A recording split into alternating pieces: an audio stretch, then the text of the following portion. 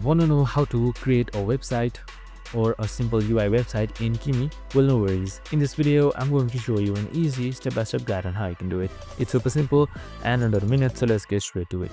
Now, first things first, you need to just simply open up your Kimi 2.5 application. So you can just simply head towards kimi.com and access this just like this right here. So once you have accessed it, you should also log in. So we have also prepared a video on how to log in, so make sure to watch it. So on the bottom left side, make sure you are logged in as well. It should say your profile, and in order to create a website, on the leftmost side you should be seeing websites right here. It's simply like that. So now once you have selected website, here you should be seeing a prompt. So you can simply ask Kimi to build a website. So I'm just going to prompt something. So once you have prompted Kimi, here you should be seeing it creates a simple UI just like this right here. So as you can see on the right side, you should be seeing the code actually being executed and being typed on.